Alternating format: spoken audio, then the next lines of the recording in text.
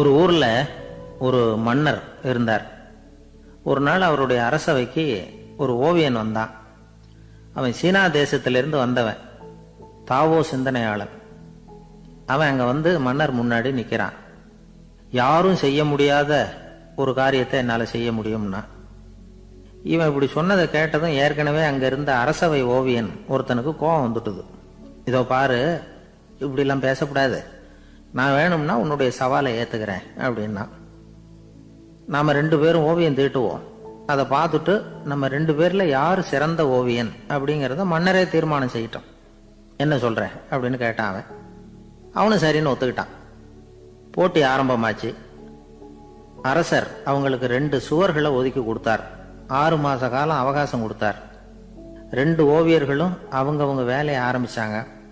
இரவு பகலா வேலை செய்ய ஆரம்பிச்சுட்டாங்க. 6 மாசம் முடிஞ்சது. அரசர் வந்து பார்த்தார். முதல்ல தன்னுடைய அரசவை ஓவியர் தீட்டி இருந்த ஓவியத்தை பார்த்தார். ரொம்ப பிரமாதமா இருந்தது, பாராட்டினார். இதோ பாரு, உன்னுடைய ஓவியம் அற்புதமா இருக்கு, உயிரோட்டம் உள்ளதா இருக்குது, கலையின் உச்சமே இதுதான், இதை விட சிறந்த ஒரு ஓவியத்தை வேற யாராலையும் படைக்க முடியாது அப்படின்னார். அதுக்கப்புறம் அந்த சீன ஓவியன் கிட்ட போனார். எங்க உன்னுடைய ஓவியம்னு கேட்டார். திரைச்சீலையை விலக்கி விட்டு பாருங்கன்னா. மன்னர் வந்து அந்த திரைச்சீலையை விளக்குனார்.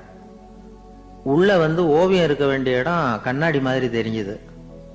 அவன் அந்த 6 மாச காலமா அந்த சுவரை வந்து தேய்ச்சி தேய்ச்சி கண்ணாடி மாதிரி ஆக்கி வச்சிருக்கிறான். அதுக்கு நேரா எதிர் சுவரில் அரசவை ஓவியன் தீட்டின ஓவியம் இருக்கு. அது எதிரில் இருந்த இந்த கண்ணாடியில பட்டு பிரதிபலிக்குது. மன்னர் யோசனை பண்ண ஆரம்பிச்சார். அப்புறம் அந்த சீன ஓவியனை பார்த்து கேட்டார். இதோ பாரு, நீ என்னுடைய ஆளை வந்து தோற்கடிச்சுட்ட அப்படிங்கிறதுல சந்தேகம் இல்லை, ஆனாலும் எங்களை ஏமாத்தி இருக்கிற, எந்த ஓவியமும் நீ வரையிலையே அப்படின்னார். அரசே, இதுதான் உண்மையான ஓவியம், உயிருள்ள ஓவியம். இது வந்து மனோபாவங்களை பிரதிபலிக்கும், மாறுகின்ற காலங்களை அப்படியே காட்டும் அப்படின்னா அந்த சீன ஓவியன். கையால வரைகிற ஓவியங்கள்ல சலனம் இல்லை, கண்ணாடி அப்படி கிடையாது, சக்தியின் ஓட்டம் அதுல எப்பவும் இருந்துகிட்டே இருக்கும்.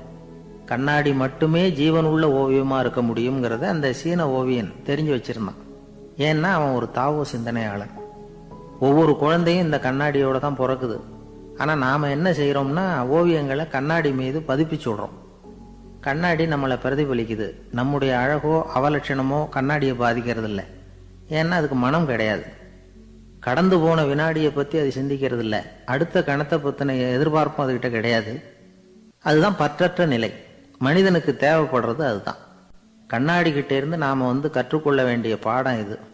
வாழ்க்கையில வந்து மனிதர்களை நேசிக்கலாம், உலகின் அழகையெல்லாம் பிரதிபலிக்கலாம், ஆனா எதையும் பற்றி கொண்டு விடக்கூடாது அப்படிங்கிறது பெரியவர்கள் அறிவுரை.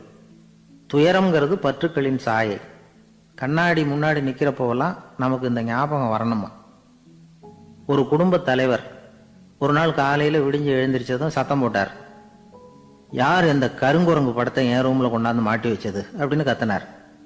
சமையல் கட்டில இருந்து மனைவி பதில் சொன்னாங்க.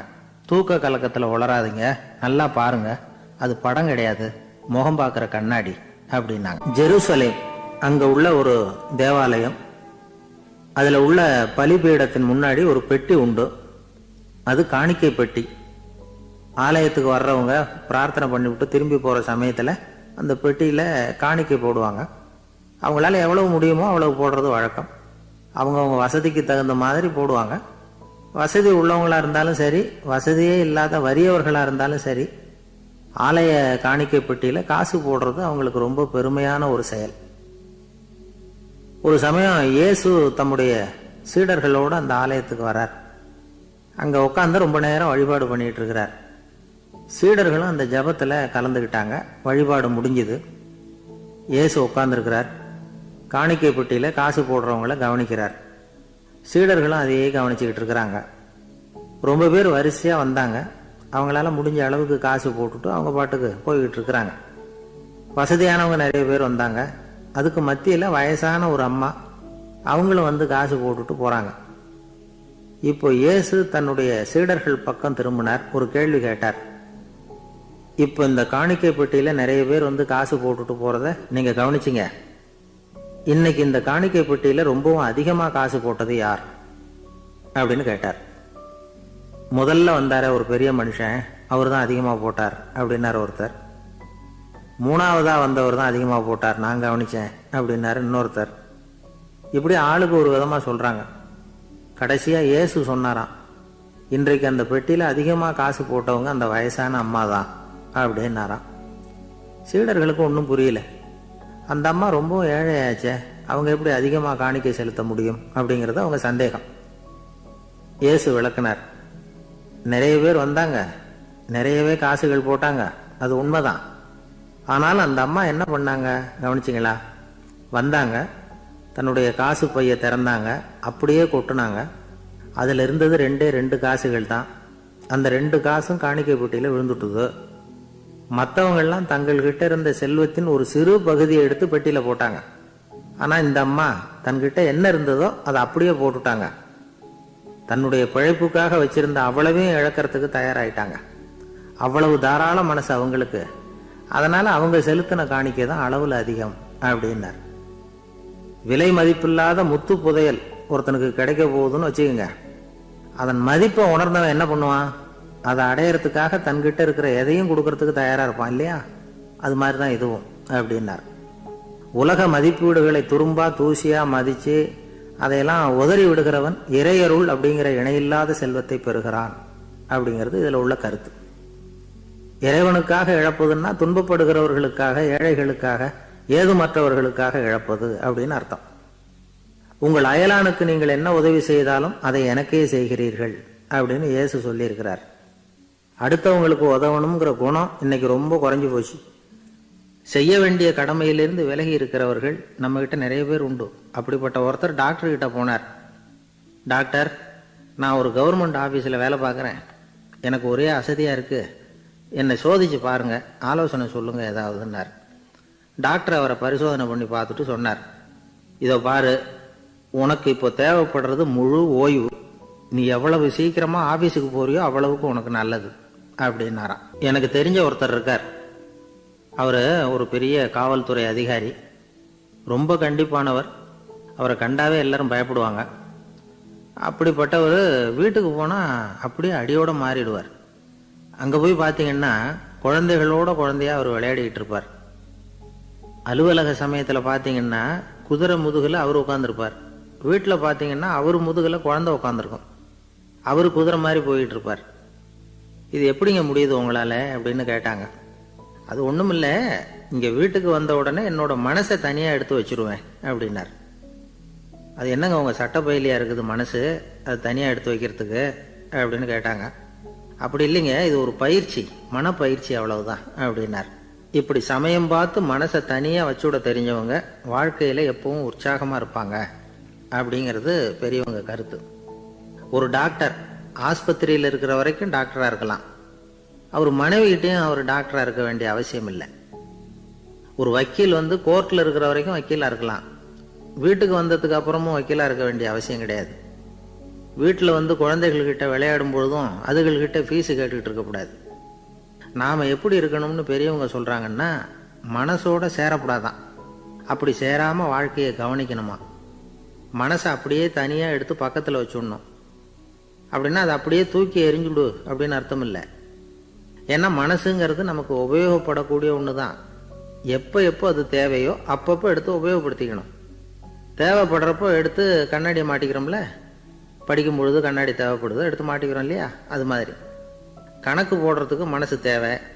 கடைக்கு போய் ஒரு பொருள் வாங்குறோம், காசு கொடுக்குறோம், மீதி சில்லறை சரியா இருக்கா அப்படின்னு எண்ணி பார்த்து வாங்க வேண்டியிருக்கு. அந்த சமயத்தில் மனசை எடுத்து தனியாக வச்சுட்டேன் அப்படின்னு சொல்லிட்டு இருக்கக்கூடாது.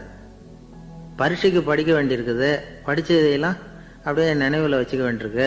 அந்த சமயத்தில் மனசை தூக்கி எறிஞ்சுட்டேன் சார் அப்படின்னு சொல்லிட்டு இருக்கக்கூடாது. அப்படி சொன்னால் பரீட்சை நம்மளை தூக்கி எறிஞ்சிடும். அதனால தேவைப்படுறப்போ மனசை உபயோகப்படுத்தணும், தேவையில்லாதப்போ அதை தனியாக ஓய்வு எடுத்துக்க விட்டுடணும். இப்படி நாம் பழக்கப்படுத்திக்கிட்டா வாழ்க்கைங்கிறது நமக்கு புதுசாக தெரியுமா. மனசுக்கும் ஒரு சக்தி கிடைக்கும். எந்திரங்களுக்கு ஓய்வு கொடுக்குற மாதிரி மனசுக்கும் ஓய்வு கொடுக்கணும், இல்லைன்னா அது களைச்சி போயிடும். குழந்தைகள் மனசை சுமந்துக்கிட்டு இருக்கிறது இல்லை. இது முதியவர்கள் குழந்தைகள்கிட்ட இருந்து கற்றுக்க வேண்டிய ஒரு பாடம். ஆனாலும் இந்த கால குழந்தைகள்கிட்ட ரொம்ப எச்சரிக்கையாக இருக்க வேண்டியிருக்கு. ஒரு தாத்தாவும் பேரனும் விளையாடிக்கிட்டு இருக்கிறாங்க. தாத்தா, எனக்கு சைக்கிள் ஓட்ட கற்றுக் கொடு அப்படிங்கிறான் பேரன். சைக்கிள் உயரம் கூட இல்லை, அதுக்குள்ளே சைக்கிள் ஓட்டணுமா அப்படின்னார் தாத்தா. ஏன் தாத்தா, ரயில் ஓட்டுறாரே, அவர் என்ன ரயில் நீளமா இருக்கார் அப்படின்னு கேட்டானா அந்த பையன். ஒரு நல்ல நகைச்சுவை எப்படி இருக்கணும், இதுக்கு ஒவ்வொருத்தர் ஒவ்வொரு மாதிரியான விளக்கத்தை கொடுத்துருக்குறாங்க. ஆனால் கலைவாணர் NS கிருஷ்ணன் கொடுக்குற விளக்கம் என்ன தெரியுமா? நகைச்சுவைங்கிறது அடுத்தவங்களுக்கு துன்பம் கொடுக்காம இருக்கணும், அடுத்தவங்க மனசை புண்படுத்தக்கூடாது, அதுதான் சிறந்த நகைச்சுவை அப்படிங்கிறார். அதுக்கு அவர் உதாரணமும் கொடுக்குறார்.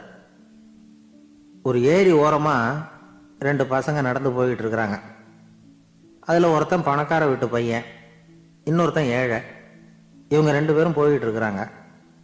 வழியில் ஒரு இடத்துல ஒரு ஜோடி செருப்பு இவங்க கண்ணில் படுது. ஒரு விவசாயி அந்த செருப்பை அங்கே விட்டுட்டு பக்கத்தில் இருந்த ஏரியில் கை காலை கழுவிட்டு இருக்கிறார்.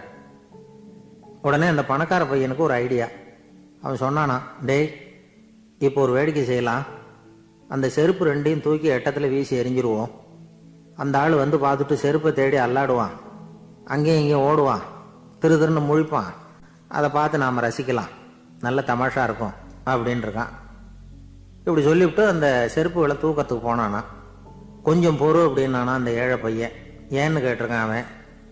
இப்போ அந்த ஏழை பையன் சொன்னானா, நீ சொல்றது ஒன்றும் வேடிக்கை கிடையாது, உன்னோட செருப்பு தொலைஞ்சா உன் அப்பா உடனே உனக்கு வேற செருப்பு வாங்கி கொடுத்துருவார்.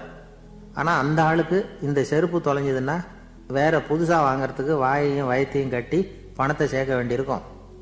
அதனால நான் ஒரு வேடிக்கை சொல்கிறேன், அது மாதிரி செய், அது இன்னமும் தமாஷா இருக்கும் அப்படின்னு நானா. எப்படி அது சொல்லுன்னு இருக்கான் அவன். செருப்பு 2ம் அது இருக்கிற இடத்துலயே இருக்கட்டும், உன் சட்டை பையிலிருந்து ஒரே ஒரு ₹1 நாணயத்தை எடு, அதை அந்த செருப்பு மேலே அதோட குதிகால் பகுதியில் வச்சுட்டு நாம் 2 பேரும் அந்த மரத்துக்கு பின்னாடி ஓடி போய் மறைஞ்சு நின்றுக்குவோம், அப்புறம் பாரு வேடிக்கைய அப்படின்னா. அதே மாதிரி ₹1 காசு செருப்பு மேலே வச்சுட்டு இவங்க 2 பேரும் மறைஞ்சு நின்றுக்கிட்டாங்க. கொஞ்ச நேரத்தில் அந்த விவசாயி வந்தார். காலில் உள்ள மண்ணை தட்டிவிட்டு செருப்பை மாட்டுறதுக்காக போனார். அங்கிருந்த காசு கண்ணில் போட்டுட்டுது. அவருக்கு ஆச்சரியமா போச்சு. அதை கையில் எடுத்து பார்க்குறார். 4 பக்கமும் திரும்பி திரும்பி பார்க்குறார், யார் இதை வச்சிருப்பான்னு. கடைசியில் ஆகாயத்தை பார்க்குறார். ஆண்டவா, இது உன்னோட கருணை தான், நீ தான் யாரோ புண்ணியவான் மனசில் தர்மம் பண்ணுற எண்ணத்தை உண்டாக்கி இருக்கிற, அந்த புண்ணியவான் நல்லா இருக்கணும் அப்படின்னு வாழ்த்தி அந்த காசை கண்ணில் ஒத்திக்கிட்டாராம். மறைஞ்சிருந்து பார்த்துக்கிட்டு இருந்த ஏழை பையன் இப்படி சொன்னான், பாத்தியா, உன்னை புண்ணியவான்னு வாழ்த்திவிட்டு போறார் அந்த ஆள், அவருக்கும் சந்தோஷம், அதை பார்த்து நமக்கும் சந்தோஷம். உனக்கு ₹1 ஒரு பெரிய விஷயம் இல்லை, ஆனால் அதனால் நமக்கு கிடைச்சிருக்கிற மகிழ்ச்சி ரொம்ப உயர்வானது அப்படின்னு நானா. வேடிக்கையும் கிண்டலும் இது மாதிரி அடுத்தவங்களுக்கு இடைஞ்சலாக இல்லாமல் இருக்கணும் அப்படிங்கிறார் கலைவாணர். ஆனால் பாருங்க, அவருக்கே இடைஞ்சலாக வர்ற விஷயங்களை கூட அவர் வேடிக்கையாக தான் எடுத்துக்கிட்டாராம். ஒரு தடவை ஒருத்தர் கலைவாணர்கிட்ட வந்து, ஐயா, என் குழந்தை செத்து போச்சு அப்படின்னு சொல்லி அழுதாராம். உடனே இவர் அவருக்கு ₹100 பணத்தை கொடுத்து, இந்தாங்க அடக்கம் செய்யுங்க அப்படின்னு சொல்லி அனுப்பி வச்சாராம். 1 வருஷம் கழிச்சு மறுபடியும் அதே ஆள் வந்திருக்கார். இவர் மறந்துருப்பாருங்கிற நினைப்புல, அண்ணே என் குழந்தை இறந்து போச்சுண்ணே அப்படின்னாராம். இவர் மறுபடியும் ₹100 கொடுத்து ஆறுதல் சொல்லி அனுப்பி வச்சாராம். 7-8 மாசம் கழிச்சு மறுபடியும் அதே ஆள் வந்திருக்கார். அவர் வாயை திறக்கிறதுக்கு முன்னாடியே இவர் ₹100 அவர் கையில வச்சு, போன 2 தடவை தான் குழந்தை செத்து போச்சு, இந்த தடவையாவது அதை சாகாம காப்பாத்தி விடு அப்படின்னு சொல்லி அனுப்பி வச்சாராம். அதுக்கப்புறம் அந்த ஆள் வர்றதே இல்லையா.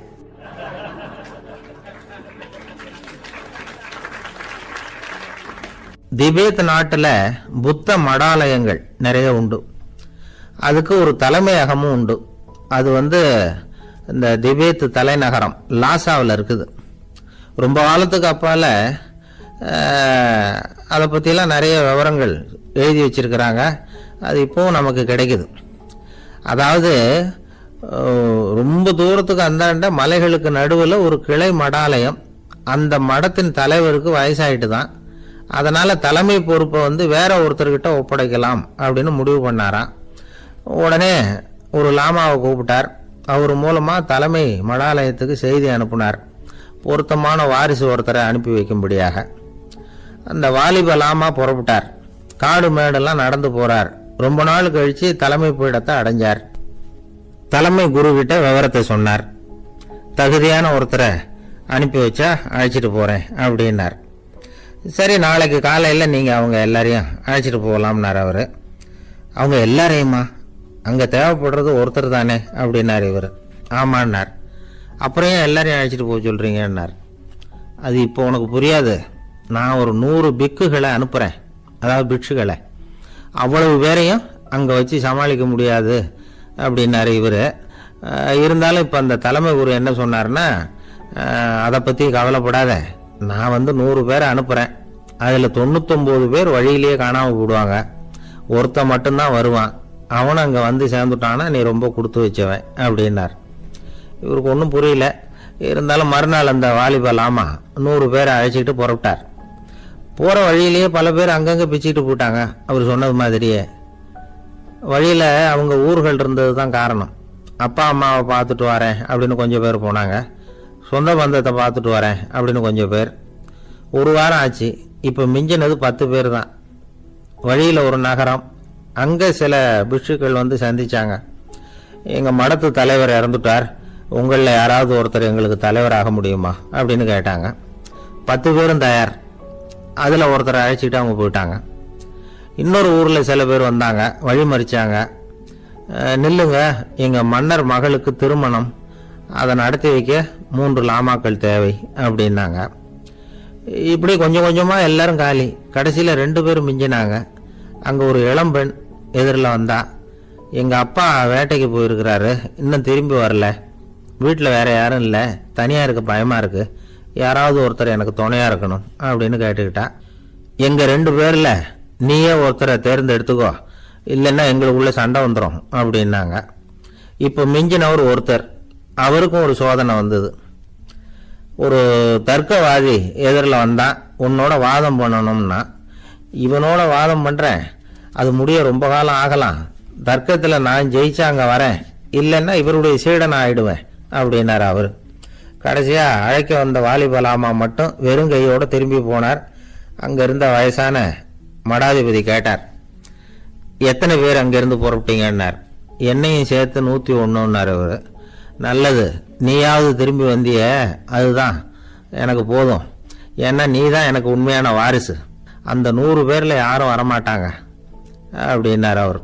ஏன்னா அவருக்கு தெரியும் இவர் ஒருத்தர் தான் திரும்பி வருவாருங்கிறது. திபேத்தில் ஒரு பழங்கால பழமொழி உண்டாம், 100 பேர் செல்லலாம், எப்பொழுதாவது ஒருவன் அபூர்வமாக அடைய வேண்டிய இடத்தை அடைவான். இதுதான் அந்த பழமொழி. ஒரு உன்னதமான இலக்கை அடையணும்னா அது அவ்வளவு சுலபமான காரியம் இல்லை. இந்த காலத்து மடாலயம் ஒன்று, அதில் ஒரு தலைவர், அவருக்கு வயசாயிட்டது, தனக்கு ஒரு வாரிசை நியமிக்கணும் அப்படின்னு ஆசைப்பட்டார். ரொம்ப கஷ்டப்பட்டு ஒருத்தரை பிடிச்சார். தனக்கு வாரிசா நியமிச்சுட்டு அவர் சமாதி ஆயிட்டார். புதுசாக பொறுப்பேற்றுக்கிட்டவர் அப்படியே உட்காந்துருந்தார். அவரை தேடிட்டு பத்திரிகை நிருபர்கள்லாம் வந்தாங்க, கேட்டாங்க. அவர் உங்கள் பொறுப்பில் அவர் பெரியவர் விட்டுட்டு போன இது எவ்வளவு சுமாராக தேரும், எவ்வளவு விட்டுட்டு போனார் அப்படின்னு கேட்டிருக்கிறாங்க.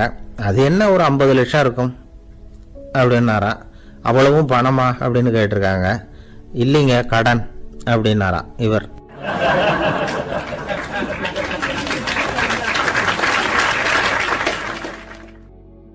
ஒரு ஊர்ல ஒரு சித்தர் இருந்தார், சூஃபி சித்தர்.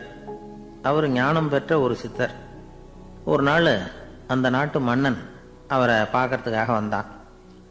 என்ன வேணும் உனக்குன்னு கேட்டார். நான் கடவுளை பார்க்கணும், அதுக்கு நீங்க தான் உதவி பண்ணணும் அப்படின்னா அவன். சித்தர் கொஞ்சம் யோசனை பண்ணார். சரி, போயிட்டு நாளைக்கு வாடினார். அதே மாதிரி மன்னன் போயிட்டு அடுத்த நாள் வந்தான். இங்கே நீ என்னோட ஒரு வாரம் தங்கியிருக்க வேண்டியிருக்கும்னார். சரின்னா ஒரு பிச்சை பாத்திரத்தை தூக்கி கையில் கொடுத்தார். அவனுக்கு ஒன்றும் புரியல, இருந்தாலும் வாங்கிட்டான். வாங்கிட்டு இதை என்ன செய்யணும் அப்படின்னு கேட்டான். இதை ஒன்றும் செய்ய வேணாம், இதை எடுத்துக்கிட்டு பக்கத்தில் உள்ள கிராமங்களுக்கு போ, வீடு வீடாக பிச்சை எடுத்துக்கிட்டு வா. அப்படி வந்த பிறகுதான் உனக்கு சாப்பாடும் ஓய்வும் கிடைக்கும். ஒரு வாரம் இப்படி செய், அதுக்கப்புறம் 8வது நாள் நாம கடவுளை பற்றி யோசிக்கலாம் அப்படின்னார். இப்படி ஒரு சொன்னதை கேட்டதும் அந்த அரசனுக்கு அதிர்ச்சி ஆயிட்டுது. ஒரு மாதிரி ஆயிட்டான்.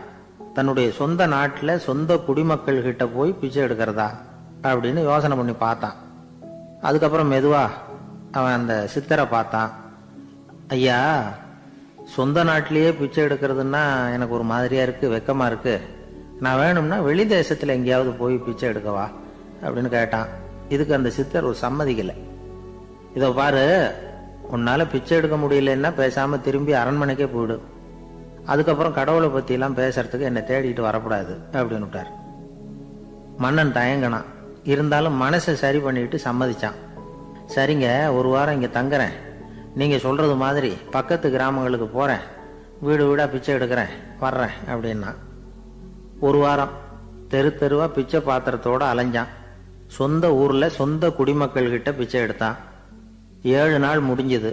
8வது நாள் அந்த சித்தர் மன்னனை கூப்பிட்டார். இப்படி வாழ்னார். வந்தான். இனிமே நீ கடவுளை பத்தி என்கிட்ட கேட்கலாம்னார். இனிமே கேட்கறதுக்கு ஒண்ணுமே இல்லை சுவாமின்னா இவன். ஒரு வார காலம் பிச்சை எடுத்த பிறகுதான் கடவுளை காண முடியும் அப்படின்னு நான் கனவு கூட காணவில்லைன்னா. அப்படின்னா நீ பிச்சை எடுத்த காலத்துல அப்படி என்னதான் நடந்தது அப்படின்னு கேட்டார் அவரு. சுவாமி, ஒரு வார காலம் பிச்சை எடுத்ததுல என்னுடைய ஆணவம் அழிஞ்சுட்டுது. அது இப்போ இருக்கிற இடமே தெரியல. இப்போ அதை காணவே காணோம். பிச்சைக்காரனா இருந்தப்போ பெற்றதை மன்னனாக இருக்கும்போது பெற முடியாதுங்கிறத புரிஞ்சுக்கிட்டேன் அப்படின்னா மன்னன்.